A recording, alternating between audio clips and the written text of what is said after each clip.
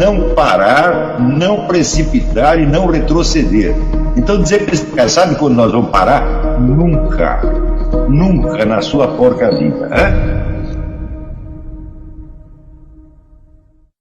Do canal, tranquilo? Então, na nossa comunidade do YouTube a gente sempre deixa alguma postagem juntamente com alguns links de livros para vocês adquirirem. E também deixamos sempre aqui nos comentários e na descrição do vídeo nossas redes sociais. Então se inscreva no canal, siga a gente nas redes sociais e quem puder apoie o nosso canal financeiramente. Temos Pix, Vaquinha, Apoios e temos nosso conto também para quem quiser nos ajudar. Tranquilo? É isso aí. Sempre com Deus, pátria, família e liberdade por um Brasil melhor. Valeu!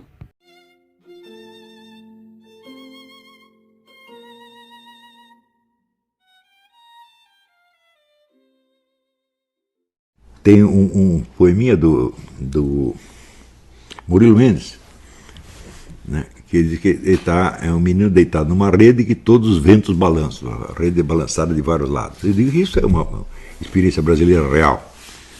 Né, quer dizer, você é herdeiro de inúmeras tradições culturais que você não conhece, não compreende. E de repente aparece a identidade negra e o sujeito é obrigado a assumir. E se ele é um mulato, eu digo, bom, ele tem 50%, 50%, ele pode assumir uma, como pode assumir a outra, mas uma delas é considerada imoral. Então, camaradas que não são pretos têm que assumir a identidade preta. Eu digo, mas é totalmente forçado, a sua identidade é de um mestiço. Você vê, na Índia, existe uma vasta literatura, não só de autores indianos, mas até de autores estrangeiros que moram lá, sobre a problemática dos mestiços.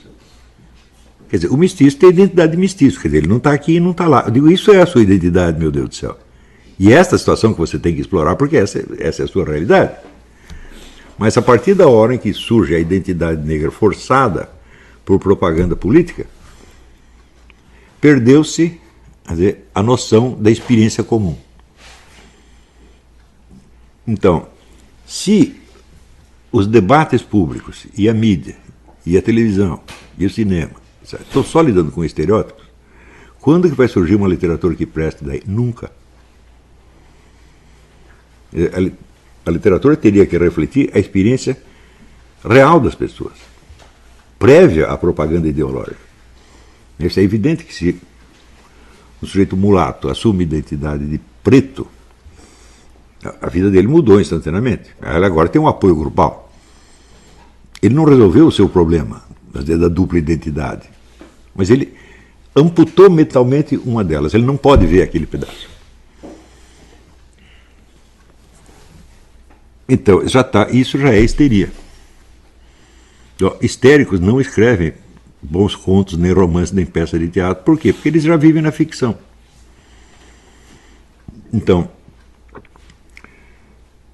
as condições, então, para o surgimento de uma literatura que reflita a experiência brasileira são, evidentemente, em primeiro lugar, o aporte cultural. Quer dizer, as pessoas têm que ter lido os mesmos livros e têm que ter a mesma referência para elas poderem se comunicar. E, em segundo lugar, é preciso se curar de qualquer resíduo de histeria. Você vai precisar aceitar a sua realidade. Mas para aceitar a sua realidade, você precisa querer conhecê-la. O que significa que você vai ter que recontar muitas vezes a sua história. Até você chegar a perceber, quem sou eu mesmo no meio dessa coisa. Só se você fizer isso, você vai poder entender a vida alheia. Então é preciso ter um interesse profundo pela humanidade real.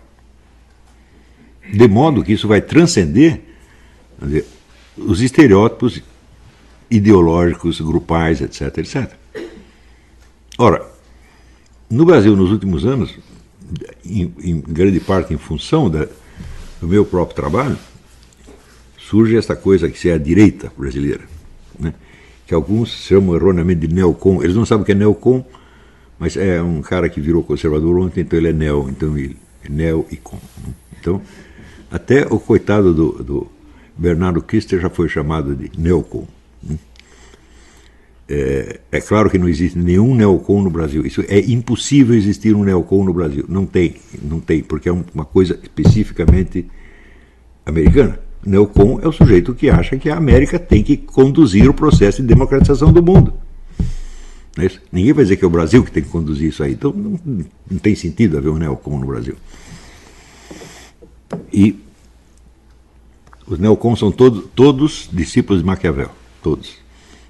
Então você tem que ter esse coeficiente de maquiavelismo, você tem que ter introjetado, vamos dizer, a noção do destino mundial da América, ou seja, você tem que participar de toda uma interpretação da história, que pode ser válido ou inválido, conforme o ponto de vista. Mas o fato de usarem esse termo, neocon, no Brasil, já mostra que a discussão está feita a partir de um estereótipo que foi criado para descrever uma situação completamente diferente. Então, isso é conversa de louco, evidentemente, né? Mas, à medida que surge esse movimento direitista, como queira chamá-lo, as pessoas acham que isso aí resolveu o problema. Então, nós estávamos sob o domínio da esquerda, agora nós somos direitistas, somos liberais, conservadores, etc, etc. E, imediatamente, já tem soluções conservadoras ou liberais para os problemas nacionais, que eles nem sabem quais sejam. Então, se deposita a esperança toda numa mudança imediata de legislação ou coisa assim. Eu digo, bom, então isso aí está ainda mais alienado que os esquerdistas. Porque os esquerdistas, pelo menos, eles tinham alguma narrativa do passado, eles tinham alguma interpretação do passado. Você vê que existem muitos livros de história do Brasil escritos do ponto de vista marxista. Então, alguma tradição, isso aí a esquerda tinha nisso aí, e esse pessoal da direita não tem. Eles estão operando completamente no vazio e achando que as questões fundamentais são as questões da escolha ideológica que você faz. Então, isso aí não prenuncia nada de bom, evidentemente. O que isso prenuncia são novas ações superficiais que ou não terão resultado, ou terão um resultado oposto, ou vão gerar uma desgraça maior ainda. E você vê, quando surge, nos últimos tempos, surgiu muita polêmica, muita briga no seio desse pessoal direitista, em torno, vamos dizer, de duas figuras, o Bolsonaro e o Dória ou o Alckmin, né? Eu digo, mas olha que coisa interessantíssima, a humanidade vai se comover profundamente com essa questão, a escolha de Bolsonaro e Dória. Né? Agora, se você perguntar qual é a profundidade desses personagens na vida nacional, todos eles só representam o quê? Modas políticas do momento, nada mais. E quando uma questão superficial desse tipo se torna a questão dominante, bom, então evidentemente está todo mundo louco. E é por isso que quando os caras me chamam do pai da direita brasileira, eu fico louco da vida, falando, eu não gerei esses caras não, pô. Eu não fiz nada, eu queria fazer uma coisa completamente diferente, mas acontece que o indivíduo vai ouvir o que eu digo, ler o que eu escrevo, sob o ponto de vista do critério de seleção de importância que está na cabeça dele. Então o que tem importância para ele? O que diz respeito ao noticiário imediato. Eu vejo que às vezes eu escrevo um post no Facebook de coisas de uma importância absolutamente transcendental. E daí tem assim 500 likes, 600 likes. Mas se eu escrevo alguma coisa falando mal de algum personagem do momento, estão 3.500 likes, 4.000 likes, 10.000 likes. Então eu estou me ouvindo seletivamente, é claro. Né? Então, quando eu toco nesses personagens, é geralmente apenas para ilustrar alguma coisa que eu disse de importância maior. Eu estou dando exemplos locais. Então os camaradas estão ouvindo exemplos sem perguntar exemplo do quê. Então, claro que há uma diferença muito grande entre os meus alunos e o que no Facebook se chama seguidores. Seguidores, você só lê post do Facebook. Né? E não lê todos os posts. De repente está lá o sujeito falando da filosofia de Malebranche. Isso aí não interessa. Agora ele falou do Bolsonaro. Isso sim. Então, é ter criado... Eu não nego que eu fui o parteiro da nova direita. Mas eu não sou o pai, nem a mãe, e nem muito menos a nova direita. Né? Eu apenas ajudei a nascer. Eu vi que estava um pessoal lá oprimido, quietinho no seu canto, ninguém podendo falar nada. Estimulei para que falasse. Agora, quando começaram a falar, saiu besteira para tudo que era lado, evidente. Né? Então, o problema do Brasil certamente não é direita e esquerda. O problema é esta superficialidade, essa histeria, que já é uma tendência antiga do Brasil. Eu sempre lembro aquele trecho da memória do Conde Kaiserling, quando ele visitou o Brasil, ele disse, em todo lugar que eu visitei, quando as pessoas imitavam alguém, é porque elas queriam ser igual àquilo. Você imita o Napoleão Bonaparte porque você quer ser o Napoleão Bonaparte. Mas no Brasil não, eles se contentam com a imitação enquanto tal. Eu acho que nunca se disse uma coisa mais grave a respeito de um país. Porque se é assim, então tudo será apenas imitação, tudo será só macaquice e nada vai produzir resultado algum. Porque você vai girar sempre em torno dos mesmos problemas, simulando uma ação que na verdade você não está praticando. As coisas também não têm... Nesse ponto nós temos que reconhecer que a única coisa que tem continuidade no Brasil é a política de esquerda. A esquerda, a associação grupal dos esquerdistas é muito forte e eles de fato passam para os seguintes a experiência da geração anterior. Se não fosse isso, não poderia existir um negócio como a tal Comissão da Verdade, né? Porque o público hoje não estava vivo no tempo de 74, não sabe o que foi, mas aquilo está conservado na memória da esquerda. Só que eles pensam que a memória da esquerda é a memória nacional. E o que o outro lado tem a dizer é sempre muito superficial e baseado também numa adesão prévia. Quer dizer, o sujeito é milico, ele estudou na escola militar, né? Ele talvez tenha sido aluno do Castelo Branco, aluno do Médici, sei lá o quê. Então ele guarda este orgulho militar, que é o quê? Um orgulho grupal. E ele expressa somente isso. Então você tem a autoimagem de um grupo político pequeniníssimo, que é a esquerda nacional, que é o quê? Umas 10 mil pessoas, e do outro lado a autoimagem grupal dos membros da profissão militar. E isto é o debate nacional. Não aconteceu mais nada, não existe mais ninguém, né? Ninguém fora deles, e por isso mesmo, tudo que você vai dizer pelos próximos 30 anos você já pode prever, porque só vê de onde ele saiu e você já sabe o que ele vai dizer. Agora, nós somos um país de 200 milhões de habitantes, um país de tamanho continental, em que o número de dramas humanos é ilimitado, o número de situações humanas é ilimitado, mas nada disso entra na consciência dos intelectuais. Bom, deu para acompanhar até aqui? Entenderam o que precisa fazer? Então, vou fazer um intervalo, daqui a pouco nós voltamos, mas quem queira fazer pergunta vai ter que vir aqui.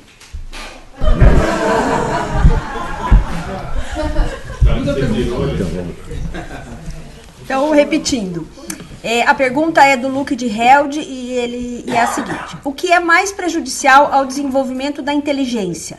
Limitações à percepção da realidade ou limitações ao imaginário? Bom, primeiro, essas coisas não são causas da limitação da inteligência, elas são uma parte do fenômeno. Mas, evidentemente, elas estão interligadas. Mas eu acho que os problemas de percepção são muito poucos, na verdade. Todos nós temos capacidade de percepção. Agora, o que nós percebemos depende do que nós conseguimos imaginar. Se você não está preparada, vamos dizer, para um certo tipo de percepção, ele pode passar despercebido. Ou, mesmo que você o tenha, você o negue. Porque se a coisa não confere com o seu imaginário, você pode descartar aquilo como sendo uma coisa inexistente. Aliás, isso acontece com uma frequência extraordinária. Esse é o princípio do argumentum ad ignorantiam. A coisa pode estar na cara do sujeito, mas como não confere com os sentimentos dele, com a imaginação, ele desliga e diz que aquilo não existe. Por isso, vamos dizer que a abertura do imaginário é uma coisa absolutamente fundamental. Mas como é que você vai conseguir a abertura do imaginário? Não é sozinho, não é por autoconcentração, é por absorção da tradição artística literária. Aí sim você descobre possibilidades que você não sabia que existiam. Veja, quando você pega as discussões públicas no Brasil, elas são dominadas quase que 100% pelo argumentum ad ignorantiam. O sujeito só acredita naquilo que ele já sabe. O que sai fora do imaginário dele, para ele não existe. E ele não quer mas o imaginário está fechado, por assim dizer. Então, automaticamente a percepção fecha também. Ele não vê porque ele não quer ver. Por mais evidente que seja a coisa. Veja esse exemplo dessa semana. Pela primeira vez, um sujeito foi lá no Senado dizer, olha, a eleição que tem apuração secreta não é válida. né? Eu disse isso no primeiro minuto. E daí o que aconteceu em seguida? A discussão foi desviada primeiro para o problema das máquinas. A máquina comete fraude, a máquina foi programada, não sei o quê. Segundo, virou a briga do impeachment. Você é a favor ou contra o impeachment? São 4 anos de confusão mental total. Até que chegou um cara, um iluminado, e no Senado falou: olha, a eleição não é válida, por quê? Porque a apuração é um ato administrativo e a validade do ato administrativo depende da publicidade. Que é uma coisa óbvia, intuitiva e imediata. Cegueira voluntária. Cegueira voluntária. Mas ela é voluntária só no começo, né? Porque ela se torna habitual, daí já vira neurose mesmo. E no Brasil as coisas são... Eu lembro quando foi a primeira eleição do Lula, né? Todos os especialistas, o jornal o Globo consultou 12 especialistas, uns brasileiros, outros americanos, todos davam, né, derrota do PT. Eu fui o único que disse: não, a vitória do PT é não somente certa, como inevitável. Era uma coisa que estava muito clara ali, se você quisesse ver, mas se você não quer ver. Eu lembro o Bruno Tolentino, por exemplo, ele não acreditava nisso. Falava: que nada, esses caras não vão durar. Quando o dólar chegar a R$5, pronto, eles derrubam o cara. Quer dizer, o Bruno simplesmente não estudou o problema da estrutura do poder, como é que se cria um poder, não sabe. Então, ele age baseado numa impressão que não é uma impressão originária, é uma impressão tirada do falatório geral. Todo mundo está dizendo que... E, bom, você pode acreditar no que todo mundo diz, desde que seja uma coisa antiga. Né? Por exemplo, aquilo que a humanidade diz desde a origem dos tempos, dificilmente ela estará enganada. É aquele negócio, aquela regra. Como é? Quod semper, quod ubique, quod omnia credita est. Aquilo que todos, sempre, em toda parte acreditaram. Dificilmente ele está enganado. Mas se é um consenso momentâneo, muito provavelmente ele estará errado. Então, quer dizer, a humanidade merece crédito? Merece naquilo que ela persiste dizendo ao longo dos tempos. E mesmo assim, você só pode acreditar no ponto de convergência, onde todo mundo diz a mesma coisa.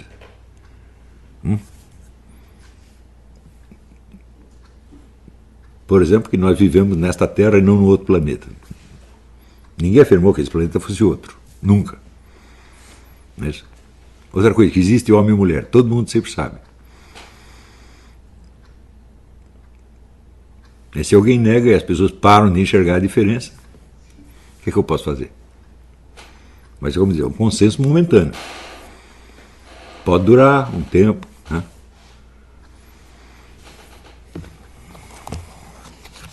É só você ver, vamos dizer, essas grandes ilusões coletivas que duram um tempo e depois, quando caem, as pessoas que acreditaram naquilo ficam todas loucas. Né? Quando teve em 1956 o discurso do Khrushchev contando os crimes do Stalin, o Carlos Marighella, que não era nenhum molenga, teve uma crise nervosa, teve que ser internado. Meu mundo caiu. Era uma coisa que ele não queria saber antes, ele não queria acreditar. Então, essas desilusões coletivas, quando os americanos entraram na Alemanha e investigaram os campos de concentração, chegaram lá, via aquelas pessoas pesando 20 quilos, o que eles fizeram? Fizeram os habitantes da cidade ir lá visitar. Eles não sabiam que aquilo existia. Você imagina o impacto dessas coisas. Então, o nosso Führer fez isto. Ele fez.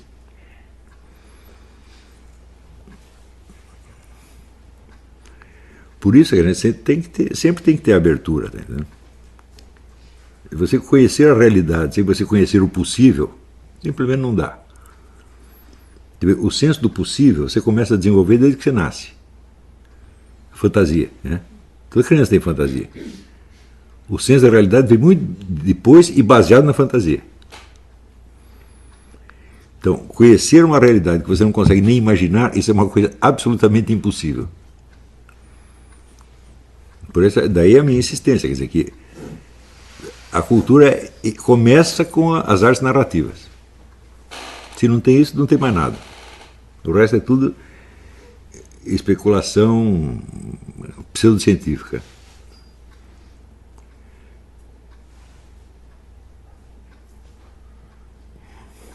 Mais perguntas? Tem uma pergunta aqui. Peraí, aqui. Tem uma pergunta de um aluno, saber a sua opinião sobre a eficácia do trívio e do quadrívio na resolução desse problema da educação da inteligência.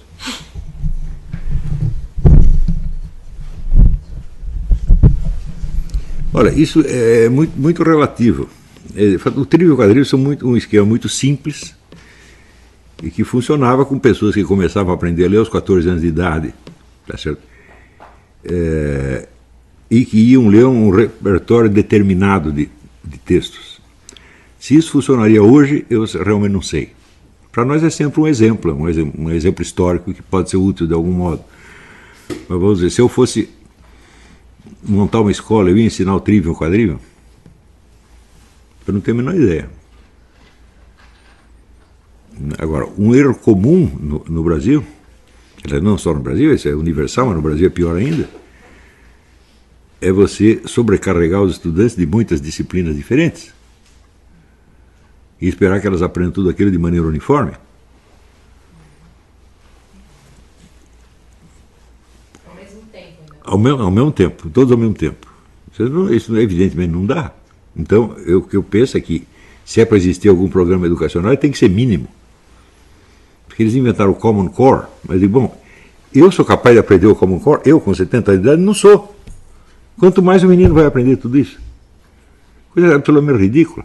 No Brasil é a mesma coisa, é bem necessário. Também, por exemplo, a aprendizagem científica. Você vai aprender passar para o neguinho um monte de conhecimento científico. E pior, tem gente que diz o ensino de ciência tem que acompanhar a evolução da pesquisa. Né? Então os caras mal estão acabando de descobrir um negócio, a criança tem que aprender. Só quando ela tiver 20 anos, a ciência já mudou tudo aquilo. E aquilo, tudo vai servir para nada. Então o que é isso? É sobrecarregar as pessoas. O trívio e o quadrívio tinha a vantagem de que era um conjunto fechado, limitado, tá certo? E que é possível passar aquilo para todas as pessoas. Mas imediatamente você já veria uns que têm tendência para o trívio e outros para o quadrívio.